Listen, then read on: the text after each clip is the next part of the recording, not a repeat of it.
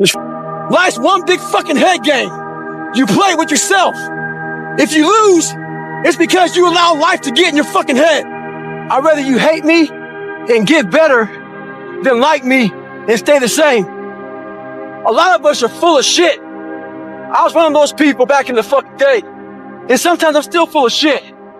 We think that we're working our ass off, working hard. You know, we've been working out hard in the gym for a month, but we haven't seen any results. You studied for 30 minutes for a fucking test, and you didn't do as well as you thought. What the fuck did you expect? You're not putting in the work. You have to do more. You gotta stop telling yourself that you're doing enough. In life, it's never enough until you feel this overwhelming feeling of shit, man. I'm outworking the crowd. I'm outworking everybody. I'm doing more. What the hell are we all waiting for to start attacking life? Waiting for the fucking stars to align? Back when I was growing up, the song came out. All I need is a miracle. Well, guess what? That miracle ain't coming. There is no perfect time to start. You gotta start now with changing your life. We're all being tested in life. And guess what? This is one test you can't cheat on. We all have our own test. Some of us are obese. Some of us are depressed. Some of us are insecure. In the military, we had this big old rucksack on the back. Had batteries, water, extra gear. Your extra gear is the shit you're dealing with in life. And the only way to overcome it is for you and you alone to face it. You gotta do your best work when you're least motivated. So those days you don't want to do it, that's what you gotta do. You gotta suck it the fuck up and do it. It might be April where you are, and you're expecting nice weather and shit, but it's 20 degrees. So, you might be somewhere where it's too fucking hot. So, you might have sore legs, sore back, sore shoulder. So, the struggle is real. It never gets any easier. You gotta get harder. I was out yesterday, getting after it. Had one of the best runs I've had in a long time. 3 yards that big. So, no one cares what you did yesterday. It only matters what you're doing today. Those who take me literally. So, I'm a cheerleader for those who want to be better, not for those who want to stay the same.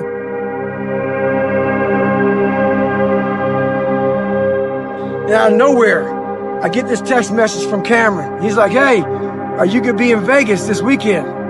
I'm like, shit, man. You know, so what he did was he spot checked me. Spot checking somebody is basically out of nowhere. You just call him up out of the blue and say, I'm coming in town. We're gonna get a quick workout in. So this motherfucker's checking me to see if I kept in shape. So we are now over 10 miles in to a 20+ mile run.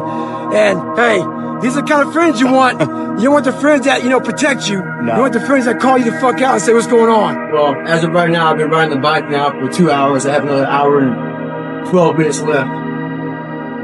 No, I do not like to run. I don't like to even exercise. Only reason why I do this is to raise money for a foundation. It's called Special Operations Warrior Foundation. Guys in special ops who died, this foundation gives full tuition for their kids to go to college. And the only way for me to raise money, I can do this, you know, different ways, like car washes or whatever, but people respond to people suffering. People respond to pain, so you gotta do painful things. And usually painful things are things that require you to run far distances or bike far distances or whatever. When you're 280 and you don't run, and you're on pavement, your metatarsals start to break. Your ankles start to break. You start getting stress fractures. So that's what happened to me. I just became the biggest loser. My first run was a quarter of a mile. Every day, I ran, I swam, I worked out, I did everything I could. Whenever I had free time, I was working out. And I lost 105 pounds in 2.5 months. I'll run about 10 to 15 miles. I don't have a pacer. It takes me probably about an hour and a half to 2 hours, whatever I'm doing.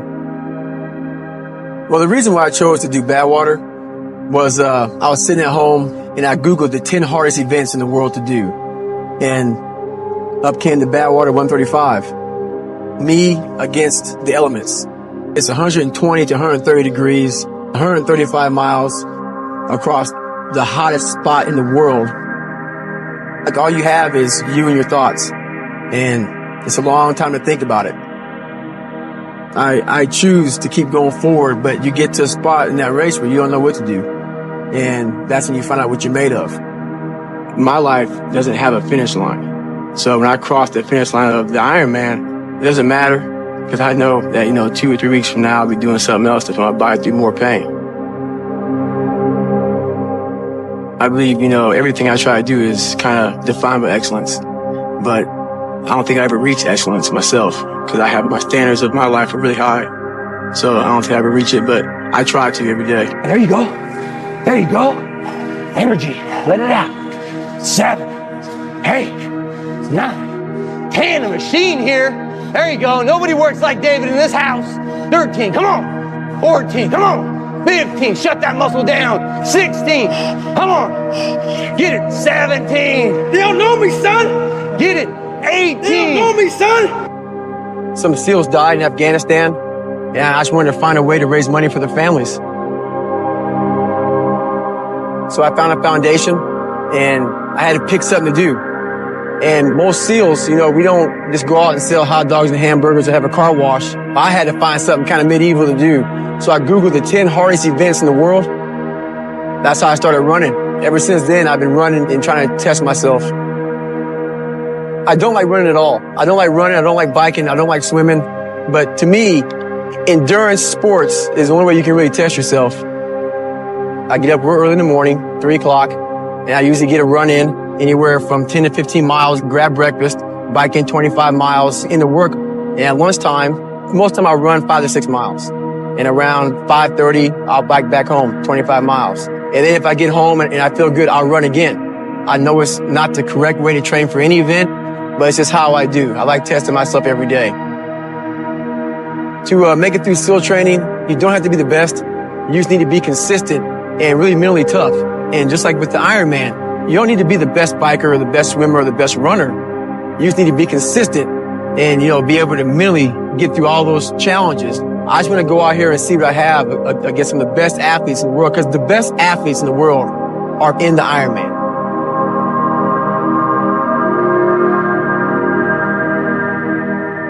I do all this alone. Alone. I ain't got nobody. That's where the shit comes from. I ain't got nobody to push me to this level. That's my darkness. That's why I laugh at these motherfuckers. Think they fucking know me?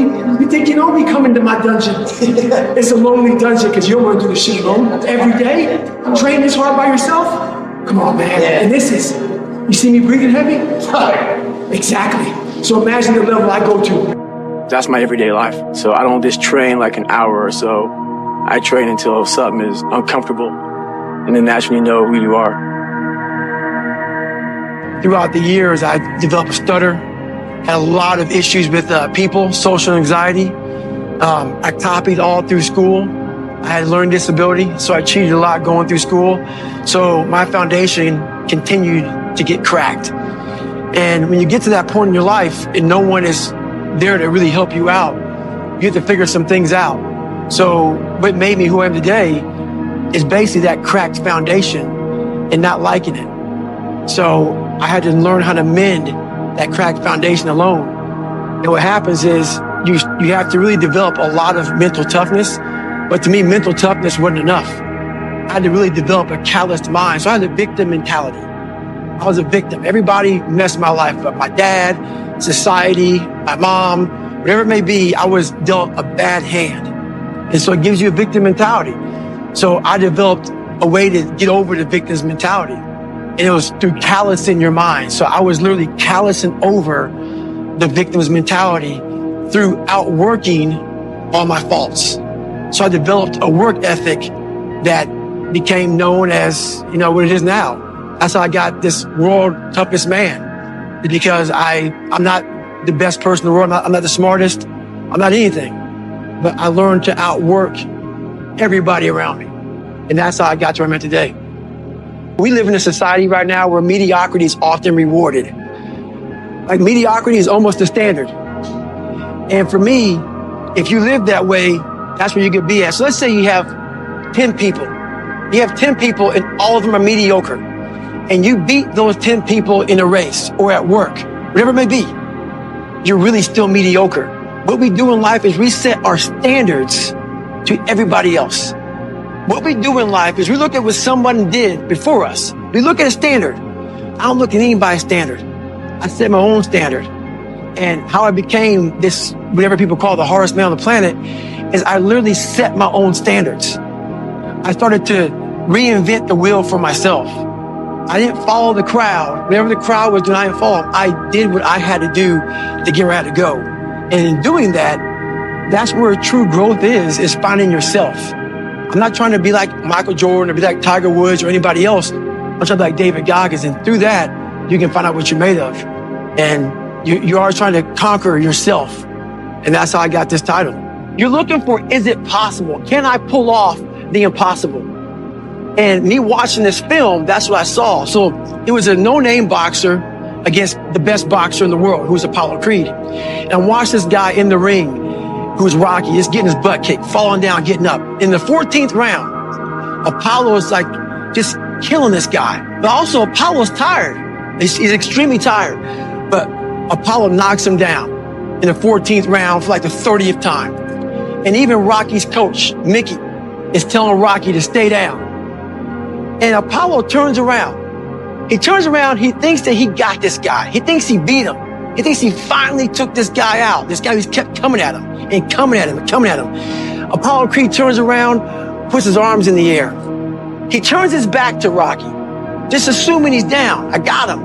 Everybody in the crowd saying, stay down. Everybody.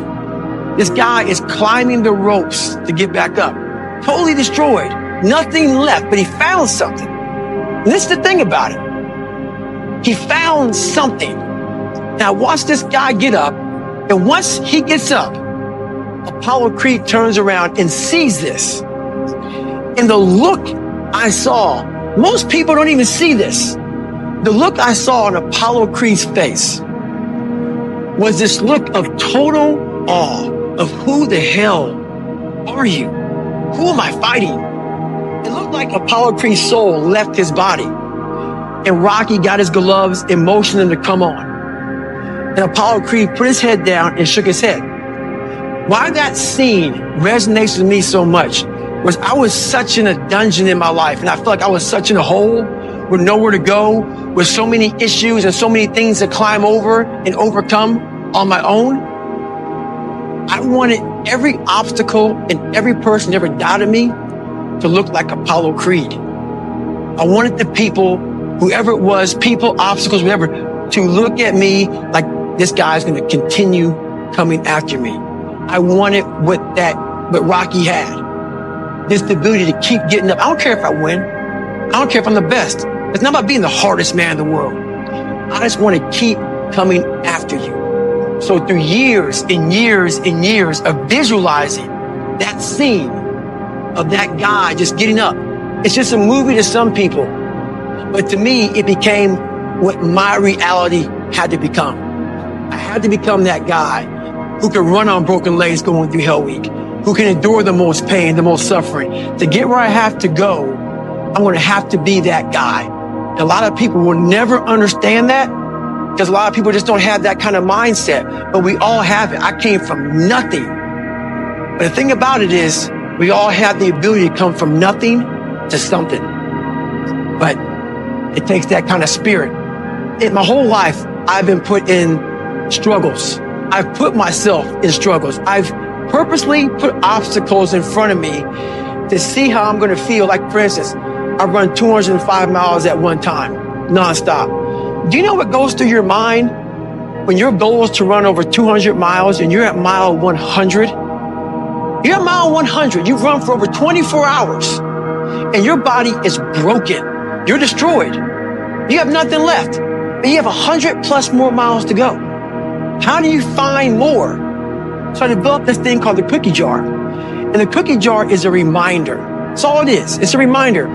Even the hardest person in the planet Earth, we forget how badass we are when times get hard.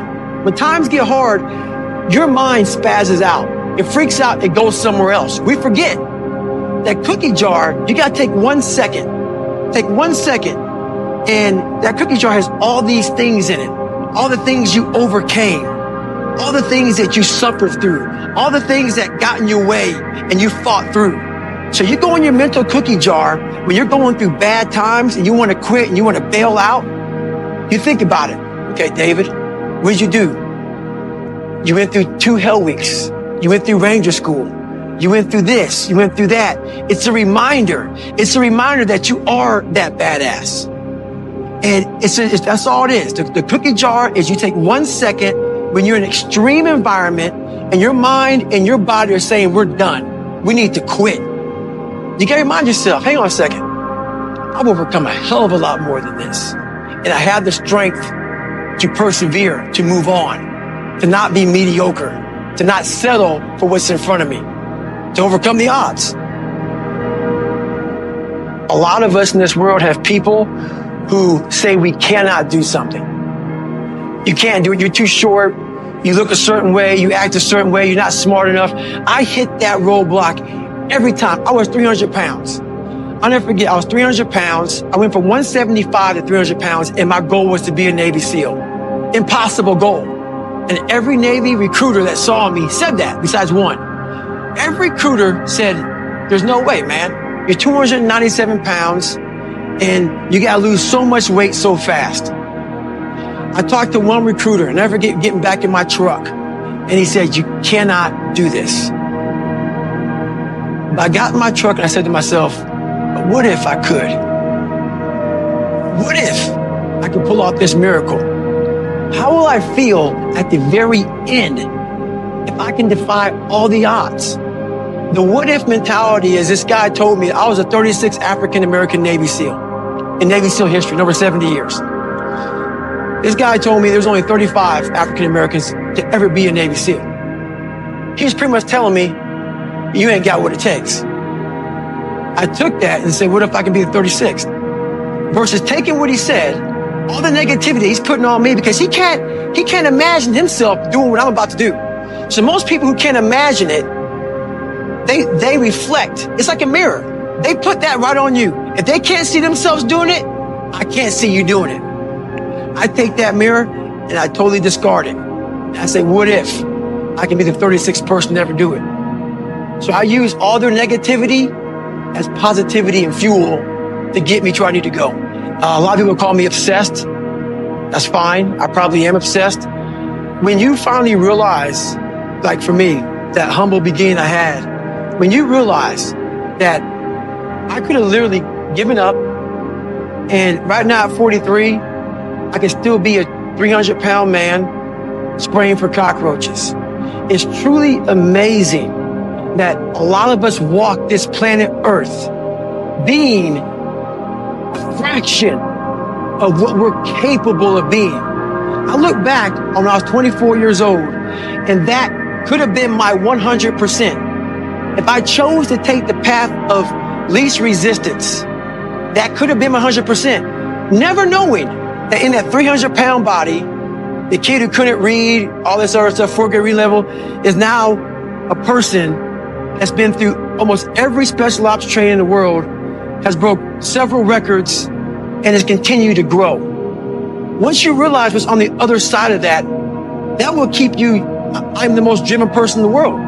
Because I realized that I was leaving so much on the table. I was leaving so much on the table, never knowing that inside that fat guy was this person here. And once you peel the crust, peel that crust away and see who you really are, you open your mind to a whole nother world.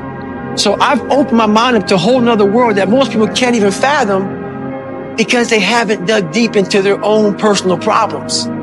So people think I'm crazy because I found a whole nother way of living. I think they're crazy for never even trying to get to the other side of whatever's in front of them. So what drives me every day is finding more of myself. There's a saying out there. There's a saying that says, triple down on your strengths. Tripling down on your strengths does one thing to you. Makes you very comfortable. It makes you very strong at what you're good at. So why people have excuses is that's the world they live in. They live in a world where if they're good at running, all they do is run. If they're good at reading, all they do is read. So the excuse world comes up is because when the world, life, doesn't give a damn what you're good at. It's just going to put challenges in front of you. So when that challenge comes up that you're not great at, the first thing the whole triple down on your strengths mentality does is it forces you to say, I'm not good at it, so I'm not going to do it. Versus saying, I'm not good at it. I'm going to be great at it. I'm going to figure out. I'm going to put the work. That's how you start to callous your mind. The excuses that we're making are just because we're not good at it. So it makes us feel insecure. It makes us feel a certain way. That's why I tell everybody, you cannot fix anything in life until you fix yourself. A lot of people out here give great, how many people do you know in your life that give great advice?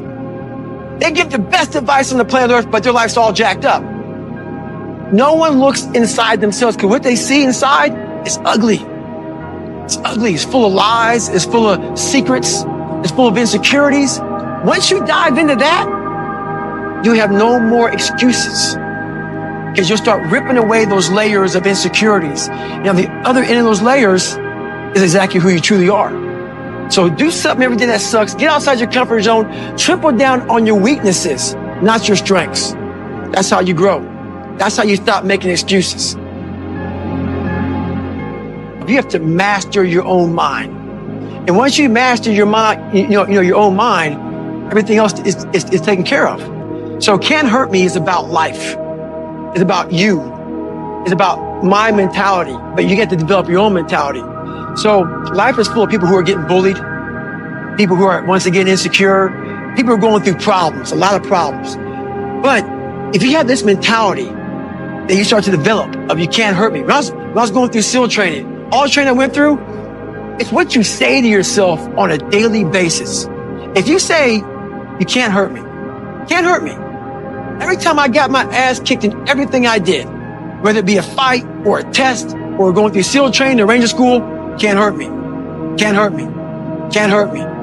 It starts to get in your mind. And before you know it, it's the truth. So when you fail, you fall on your ass, somebody bullies you, whatever's going on in your life, can't hurt me. Because why that saying is true is not because you say it. You have to put the work in to develop that callous mind to believe it's true. Back in the day, I was the weakest person that God ever created. That's what I thought. I made this man to be the hardest man God ever created. That's what I tell myself. I tell myself I'm the hardest man that God ever created. Is it true? I don't care if it's true or not. I believe it. But a lot of people, like these books, self-talk, visualization. Self-talk doesn't mean anything. You can tell yourself you're the best person that ever lived. Self-talk without the work is just lies. So when I'm telling myself I'm the hardest man on the planet, when I'm in the worst situation possible, I'm going back to the 3 hours I put into training every day. I'm going back to the 3 a.m. wake-up call, looking at my running shoes thinking, God, dog, 75 days in a row, no days off, running 15 miles a day. I don't want to do it. And you lace them up. So when I'm in that horrible spot and I'm talking to myself, I'm also recalling all the training sessions, all the years, all the hard work. So when I talk to myself that way, that self-talk is real. It's not lies. Because if you're taking a test in school and you haven't studied for it, and you say, I'm going to pass this test, chances are you're going to fail it because you haven't put the time in to get, the result of passing. So self-talk is huge, but putting the work in is bigger. So never be a theorist, be a practitioner. Be a guy who goes out there and actually does the work. Put yourself in situations. Like when I was going through Hell Week, I got to see where my mind was. It's 130 hours. Hell Week's 130 hours. At hour 48, 72, your mind is a mess. You're all over the place. A theorist would tell me what he thinks is going to happen. A practitioner dives into suffering, and as he's suffering, he's then writing the book while he's suffering. It's easy to write a book while you are in a nice 72-degree library flipping the page. A practitioner writes a book when he's in the hell, when he's in suffering, when it's 50-degree water, everybody's quitting, snot's coming out your nose. That's how you really start to figure out what the mind and body are capable of. Don't read a book about it. Don't read what some man wrote. Put yourself in the environment. See how you start to talk to yourself in the worst times, in the worst situations. And that's how you start to develop that real self-talk, that real visualization, the real tools to get through those hard times.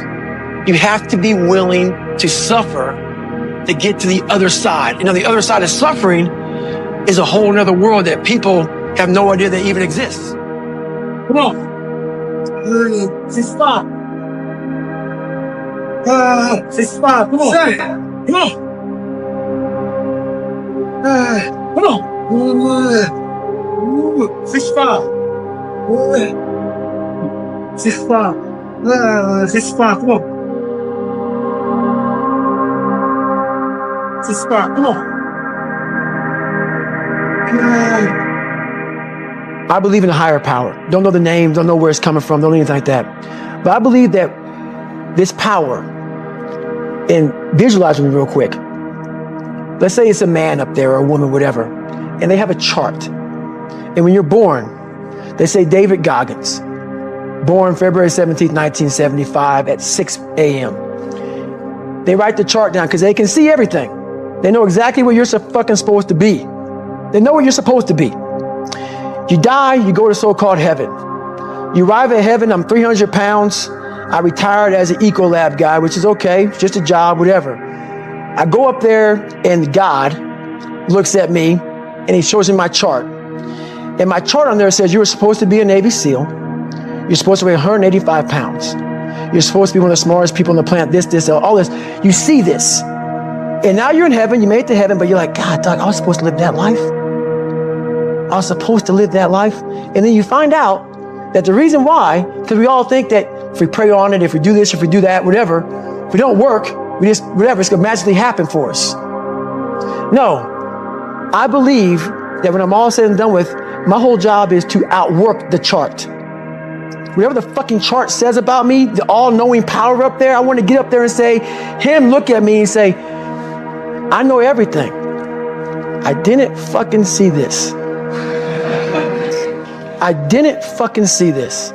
I want to feel that. I want to get to the other end of this fucking world, and however I'm being judged, whoever's judging me, to look at me and say, I did not fucking know. I had you at 185, I had you at this, but all this other shit, I was riding as you were living it. I want to find more. All I can.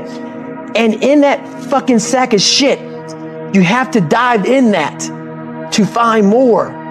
Because if you're not willing to go in there and face yourself, you're not gonna find anything.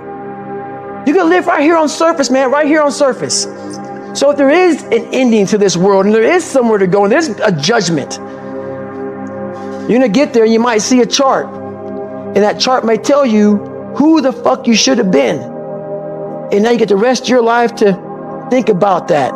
Man, I could have lived a much better life if I just would have just suffered a little bit more. If I just would have went in that shit and realized I had so much more. But fear and the 40% and living here versus living here, being afraid, stopped me. So that's, I'm a big guy in visualizing.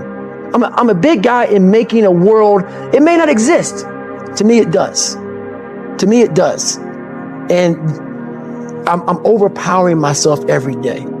And you got to find tools to do that. That's the tool that I use.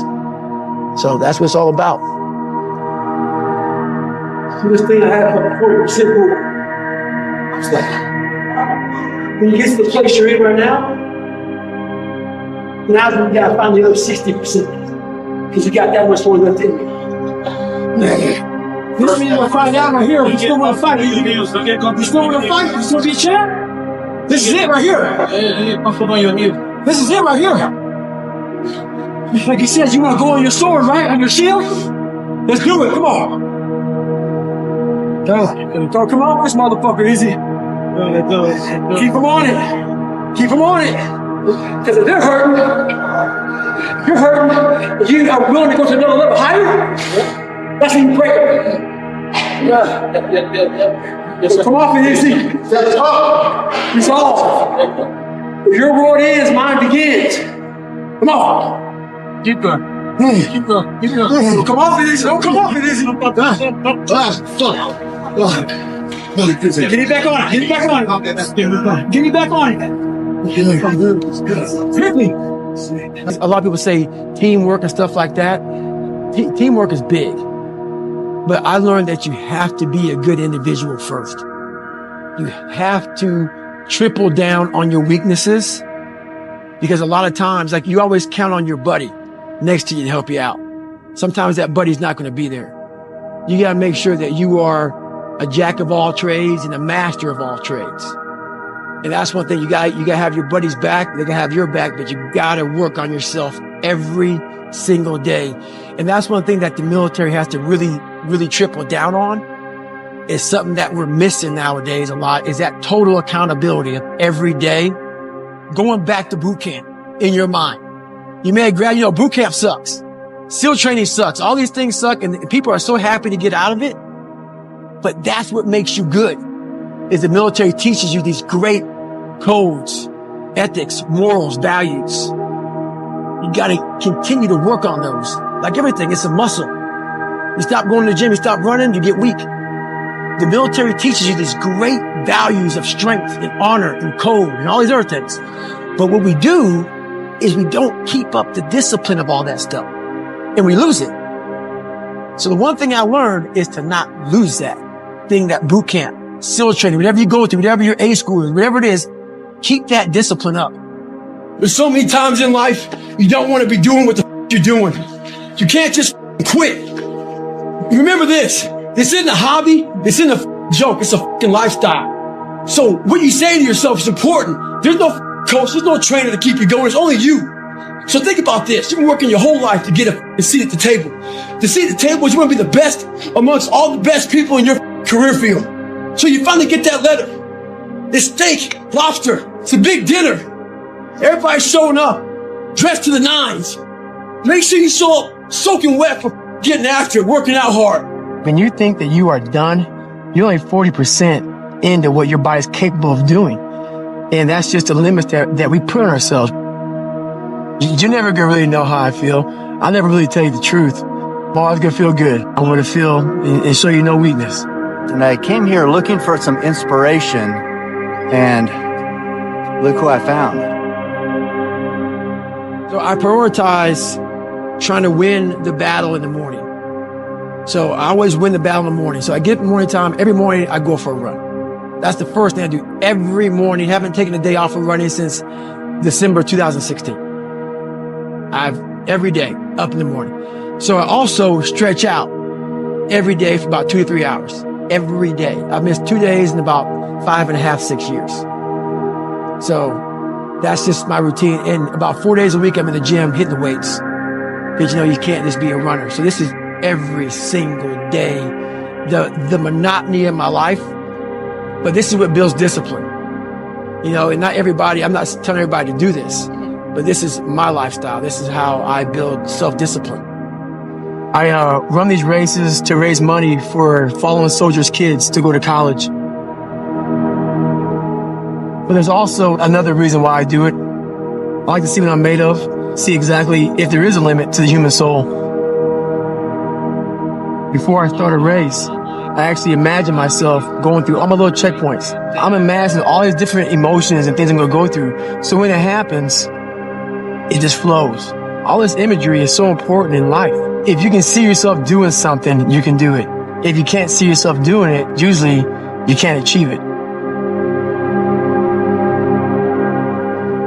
I always remember that, when I was younger in life, things that were hard or difficult, you sometimes back out of. and you quit and you wake up the next morning just feeling horrible. And for me, it's a feeling that I will never experience again. I'd rather leave it all out there or not go out there at all. I don't care what place I come in, but chances are I'm gonna come in pretty good because I try my hardest. In a sport like this, everybody wins. Somebody may cross the finish line first. You're that much happier if you do. But in this sport of ultra, of suffering like everybody has to, you win. Just crossing the finish line, you win. One thing about life is that people in life, they're the ultimate puppet masters. They exploit your weakness and they love to walk you around life and own space in your head. One of the biggest ways to cut those strings and walk on your own 2 fucking feet to your own destination in life is to build self-respect, self-esteem, self-discipline. All those things. Stay hard is not just about going to the gym. Stay hard is about going that extra step you can. That's what builds self-esteem and self-respect. When I was going through Ranger school, we had to do a lot of spot checks. A spot check is basically, we don't have time to get all your gear laid out to make sure you have all your shit. So a spot check is maybe go check out 2 items. Maybe making sure you have your extra batteries, extra ammo, whatever it may be. The whole idea of a spot check is to make sure that you're staying squared away. You don't know what kind of items they're going to check on. So how does that apply to your life? This is how it applies. You want to make sure you spot check yourself. Make sure you stay dialed in at all times. It's also important to check your spot check your boys, your girls. Make sure that you're staying hard. I'm not asking you to be like me. Do you? There's 2 kind of mindsets. One mindset's a brittle mindset. And that brittle mindset gives you all these ways out. Oh, I don't need to finish the race. I can come back next year. I want to drop out because things aren't going right. You also have a savage mindset. The savage mindset, when things are going bad, guess what they do? Quitting's out of the question. All they think about is how am I going to get through this? There's no quitting. It's just getting through and thriving, not surviving. So what of us are looking for is a special feeling of, oh, I feel great this morning. I'm going to get out of bed and get a quick 5 miles in and go to the gym. If you're looking for that feeling, let me tell you one thing, it ain't going to come. You have to learn to do when you don't want it to. So if you ever gone to the mall, there's this store called Build-A-Bear. And all these little kids are in that store trying to build the bear, the perfect bear that they want. Take it home, be happy. Yeah, I'm talking about Build-A-Bear right now. So we have the same tools to do that with our own personal lives. But what happens is the quitting mind comes in. We have to find our new norm. A new norm is something like this. When I was going through SEAL training, it's only supposed to be 6 months. I was there for 18 months. Kept on getting setback and setback and setback. You gotta change your mindset to know my whole job now is at 4 o'clock in the morning. I get the shit kicked out of me for 18 months. You gotta create that new norm. Think about how many years, months, hours, seconds, days, all that shit you have wasted on people who suck the life out of you. Today's a good day for you to go through and shit can those pull up that motherfucker that you need. That person who said you couldn't do something. Weren't fast enough, good enough, smart enough, whatever the may be. Use it for energy. Instead of killing them with kindness, torture them with success. In life, you got to continue pushing past the odds. Use everything this board has to give you for fuel. Stay hard. Anytime you move from being normal to trying to be exceptional, people aren't going to like that shit. Those normal people, it makes them feel like shit. They don't touch you. And nowadays, it's very easy to be a coward. Why? We got Instagram and shit. Most folks don't tell you to your face. They go online. They post about like cowards. Don't let cowards get in your head. Make sure you do you. Stay hard. I'd rather you hate me and get better than like me and stay the same. A lot of us are full of shit. I was one of those people back in the day. And sometimes I'm still full of shit. We think that we're working our ass off, working hard. You know, we've been working out hard in the gym for a month. But we haven't seen any results. So we get off down and poop your pants and shit. You study for 30 minutes for a test, and you didn't do as well as you thought. What the fuck did you expect? You're not putting in the work. You have to do more. What the fuck are you waiting on? We sleep 1/3 of our lives, and we think we can take the days off. We think we have the right to sit back and give ourselves options on which way we're going to go in life. Am I going to run today? Or am I going to work out today? Well, it's Christmas. It's New Year's. It's my birthday. Do you think time gives a that it's Christmas, that it's New Year's, that it's your birthday? You give yourself too many options. Let me tell you one thing. Time is running out. Keep on sitting around wondering what the you want to do. You're just gonna run out of time. So make sure you do one thing. Stop following the crowd. They may take time off, but you can't afford to. Stay home. What the hell were you all waiting for to start attacking life? Waiting for the stars to align? Back when I was growing up, the song came out. All I need is a miracle. Well, guess what? That miracle ain't coming. There is no perfect time to start. You gotta start now and changing your life. We're all being tested in life. And guess what? This is one test you can't cheat on. We all have our own test. Some of us are obese. Some of us are depressed. Some of us are insecure. In the military, we have a big old rucksack on the back. I get a lot of questions about how I lost so much weight. People want to know how they can get started. So basically, you're thinking too much off the bat. But I lost my weight. I didn't look for a trainer. I didn't do all that thinking. I didn't go on Jenny Craig. I didn't do all that shit. What I did was I basically stopped eating so much food. I cut my calories down. So as far as the workout goes, we overthink that also. Until you find a trainer, go out there and start walking. Put some shoes on, start running. Go to the gym. Do the elliptical trainer. It's not rocket science. A lot of folks talk about overtraining. You gotta train first before you can overtrain.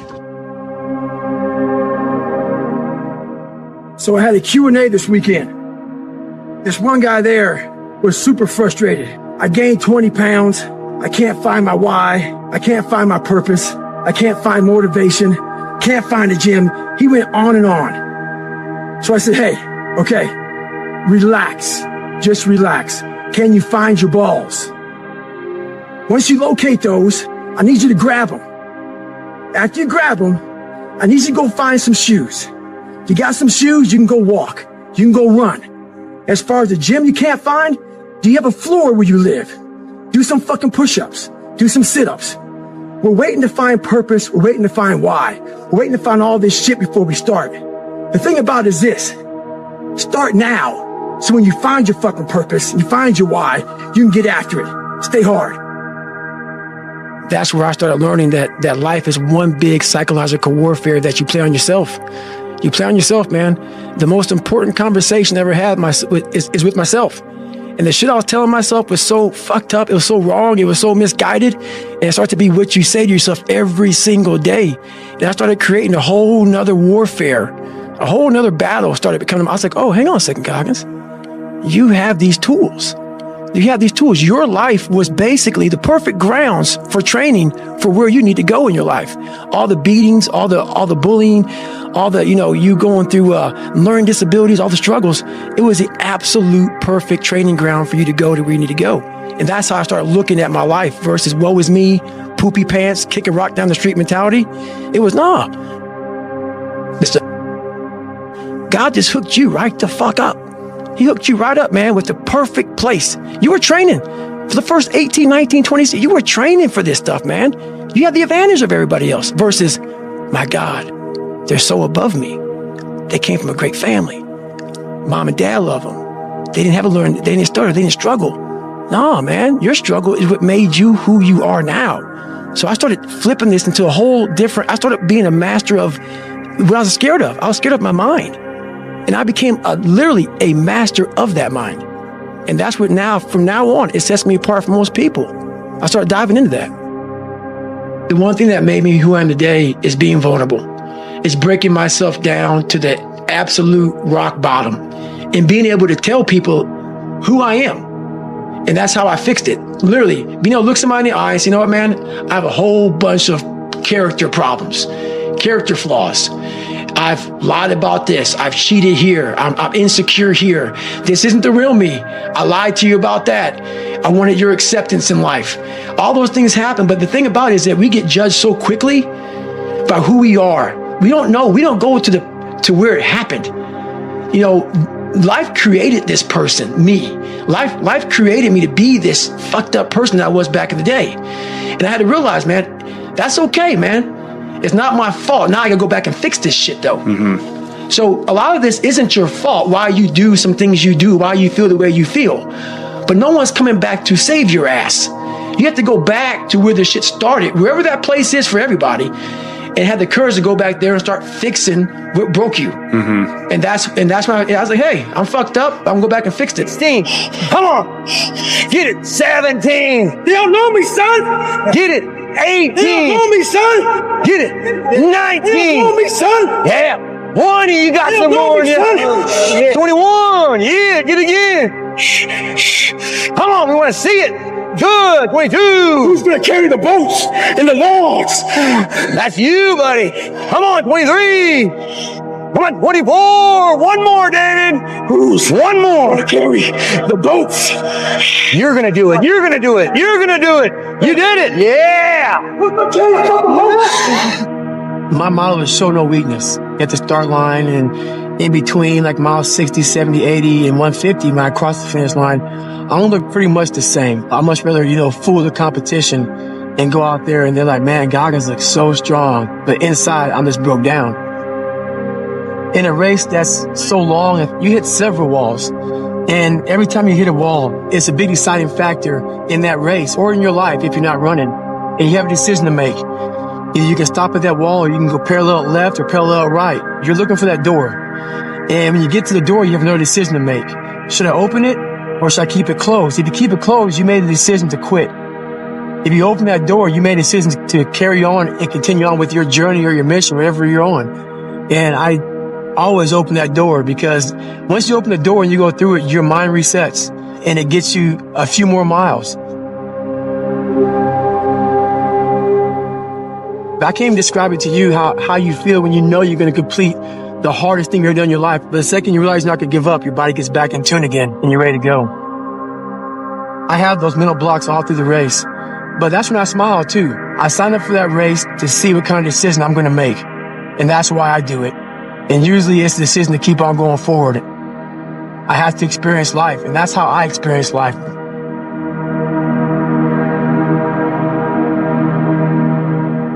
I started doing this triathlons and endurance sports, ultra runs, just to test my soul, to see what I'm about, to see in a 150-mile race at mile 75 when I feel really bad. That's when you know. That's the only time you can find out what the human body is all about, what you're made of, to find out limits to myself, limits to the human soul. And every day I'm trying to see if I have limits. A lot of us out here are pushing real hard, but we're afraid to go to that dark side. In your mind, when you push real hard, you have this door in your mind. And a lot of us don't want to open that door. Once you open that door, you're in a tunnel. It's a dark ass tunnel and you can't see shit. There's one thing about being in dark places. If you have the courage to stay in there long enough, your eyes will start to adjust to the darkness. Your body and mind will always adjust to more suffering, to more pain. If you want to push harder, know this. Your mind quits way before your body does. So you have to be willing to go way into that darkness and find more of yourself. Stay hard. I started watching those instructors on the side. There's 3 shifts. There's 8 instructors, 3 shifts. The guys going through Hell Week, they're up all day and all night for 130 hours. This is the promised land of mental hardening for me. I love this place. Well, everybody, it's Groundhog's Day again for David Goggins. If you pan it down here, you see it's about 3 o'clock in the morning and there's not a car or a person in sight. If you pan over here, It's the same thing, not a car or a person in sight.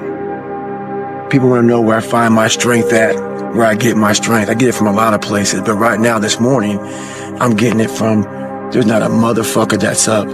There's not a car, there's not a person. Everybody's in their bed, sleep, dreading that it's a Monday, hate it's a Monday. And I'm loving it. I'm loving that. Where everybody's getting weaker, I'm getting stronger. It's not about the running, the swimming, the push-ups, the sit-ups. It's about what those things do for your mentality. You don't get better on the daggone couch. You get better by coming out here and getting the fuck after it every daggone day. Stay hard.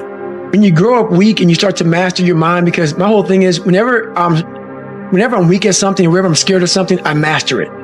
I was a weak-minded person, so I mastered my mind. And in mastering my mind, I realized why I no longer judge people, why I no longer put people on a pedestal, because we're all fucked up in our own way. We all have demons. Some people hide them better than other people. So I know we all have them. By me knowing that, I know the most alpha males are very fragile. Very fragile. They never want to see another person harder than them. Ego will fuck you up every time. Ego is serious. So if I can hurt your ego, I got you. So by me having such a fragile ego growing up, all this was my advantage. I was doing a live autopsy on how fucked up I was. I was like, hey, this fucks me up. I bet it fucks other people up too. So I started using all these different tools and tactics to get in instructors' heads. And the taking souls, that's where it happened, man. We're Wednesday, freezing fucking cold. Everybody's jackhammering. Everybody wants to, everybody's just want to get through it now. And the instructors take great pride in watching you suffer. They do. We, in a sick way, it's kind of funny. You were there once as a student. Now you're an instructor. But I knew, how would I be thinking if I was an instructor? I would love seeing this sadistic shit go on. So they do their 8-hour shift. They have their parkas on. It's usually cold, drinking their coffee. But what wouldn't I like to see? I would hate to see some guys just looking like this is just another fucking day on the fucking beach and go fuck yourself. I would hate to see that. Yeah. So I said, you know what, man? It's time. I can't fight you. You guys can fuck me up all day long. That's your job. And I love your job. I love what you guys are doing. You guys are making us better. But now I want to take the tactical advantage and I'm going to start fucking with you. And they're beating the crap out of us. I said, let's go ahead and have some fun. I said, we're gonna start fucking with these guys. So the evolution here was we just got through with med check. We're stripped down to nothing, and they're checking us out, making sure we're good. Checking for pneumonia, checking for fucked up knees. My knees all jacked up, but they're giving me shots and shit. And I was like the boat crew leader of boat crew 2. Mm-hmm. So I'm in the front of the boat, and I tell our guys, this is what we're gonna do. The boat was like on our heads. That's all it was. We're supposed to lift the boats up above our head. That's all you gotta do. But when you're this weak, you're this fragile, you're this tired, the boat's heavy. So everybody's holding the boat and they're shaking and the boat's starting to come down their head and all the boat crews are all lined up and they're fucked up. And I'm looking at that and I turn around my boat and I say, hey guys, it's time to fucking take some souls. And they're like, what the fuck are you talking about? I said, I go, see all these fucking instructors out here, all in their fucking jackets and drinking coffee and laughing and smiling and shit. I want their fucking faces to go straight up fucking dumb. So we're going to do this. We're going to start boat pressing this motherfucker. Just take my lead. Trust me. You'll get energy from it. We start throwing this boat up in the fucking air, catching it, throwing it up and catching it. We start yelling, can't hurt fucking boat crew 2. We're yelling our fucking ass off and we're doing it. And when I started realizing, I started playing mind games. I bet these fuckers are looking at us, judging themselves about when they were going through Hell Week. About, let me see, I'm looking at Goggins right now. I was better than him. I was better than that guy. I was better than that fucker over there. And I was like, okay. You gotta judge me, right? So what I started doing was I got my boat crew. It's Wednesday and everybody's broken. Everybody's beat up, man. And like this is when you start moving like a robot. Everybody's like just trying to get through Hell Week now and your energy's zapped. And they know Wednesday's like that over the hump. They tell you how you're supposed to feel. So you are feeling that way. I was like, don't let these motherfuckers tell you how you're supposed to feel. No, it's day 1, motherfucker. This is hour 1. And I looked on the instructors' faces and it looked like someone had just fucked with their soul. And I looked at my guys in my boat crew and I said, hey, guess what? Those motherfuckers aren't fucking tonight. We own space in their fucking head. We own space. They're gonna think about us tonight. But we were bringing the fight. We were attacking. So when you keep on doing that, guess what people start doing? I ain't fucking with these guys no more. So boat crew 2 got a lot more sleep. Boat crew 2 just became that boat crew like, hey, because we just kept charging and we started fueling off of that. We started fueling off the fact that, man, it takes 1 second of energy to steal everybody's. And then you have all the energy you need. That's all you need. You need to look at someone's eyes. You know how it is when you fight somebody and you broke that motherfucker. He's like, oh God, man, I don't want to go back to the next round. And you feel like, my God, I can fight all day. I can fight all day long. That's what taking souls is. But you have to have the will, the heart, the courage to go that distance when you're exactly jacked up. You have nothing left to give and give more. I learned how to control my adrenals. If you know how you get that fight or flight response when you get to move real quick. Yeah. And I started learning the mind a lot, how to get myself jacked extremely fast, like in a horrible environment when everybody's miserable. I learned how to really find strength in the misery. When everybody's suffering, everybody's all poopy pants and their mentality's down and everything, I started just like, my God, this is where I shine. And I started using all that misery for tons and tons of drive and motivation to then lead people further. Because you can get a lot of power through misery. And once people see that, my God, Goggins is fucking going, then everybody says, roger that. Let me get my shit and go too.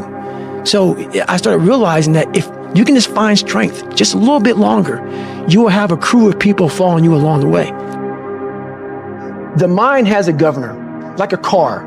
If you're driving a car and the car has a governor on it, the car may say 130 miles an hour, but the governor is set for 91. Once that governor sets in, you get to 91, that car starts doing this. The car wants to go. The car wants to go, but that fucking factory said, we're not going past 91. We have a factory, a nice governor in our brain, and it's a survival mechanism. It protects us from pain and suffering. The second we feel that shit, our mind says, oh no, this isn't fun. We should back off. We should sit down, find something more comfortable. And there's something about the mind. The mind has the tactical advantage over you at all times. At all times of your life, the mind has a tactical advantage over you. Why is that? It knows what you're afraid of. It knows your insecurities. It knows your deep, dark lies. And it starts to push you away from that shit. It pushes you in a direction that is comfortable. The mind controls everything. So what I realized was that when I was growing up and I was 300 pounds and I got all fat and I got all insecure, I realized that my mind kept taking me in this direction. When things got uncomfortable for me, when I was facing my insecurities, I was facing my fears, my mind said, oh no, we have the tactical advantage. We need to get you, separate you from this feeling over your life's all about feelings. We want the happy feeling. We don't want that feeling of this sucks. Why am I here? And you don't have any, so you can't answer those questions, so you leave. I started realizing that if in that moment you can answer those fucked up questions and you are now in charge of your brain versus your brain ruling you, that's where all that stuff comes from. So the 40% rule is all of that. You get to 40%, your brain says, we're done. Let's roll, man. This is starting to get painful. This is uncomfortable. So you sit down. You have to figure out ways, and everybody's different. That's how the book kind of talks about, like we all have these things about, 5 steps to this and 4 steps to this. It's a lot more than that. That's all bullshit. It's a practice that you have to, it's a habit. So if you know that at 40%, I'm feeling pain. At 40%, I'm feeling pain. That's where the 40% rule kicks in. Now it starts. Okay, I'm feeling pain. My mind's saying all this shit to me. It's saying, get out of here, run, flee. The fight or flight kicks in. Okay, we're done. We're not good enough. It starts telling you all these things. You start to believe it because the mind controls all. This is the time where you have to gain control back of your mind. It's okay. Let me see if I can go 45%. And once you start giving yourself more and more hope and start realizing, okay, the mind starts to be, okay, what are you doing? We're supposed to be going right and you're going left. You start then controlling your mind. Start finding more in yourself. And it goes from 40% to a lot further than that. But that's the start of it though. Get to the spot where your mind is saying stop. Wherever that is, you gotta get there first. And then that's when that shit starts to work for you. You gotta control yourself in that moment.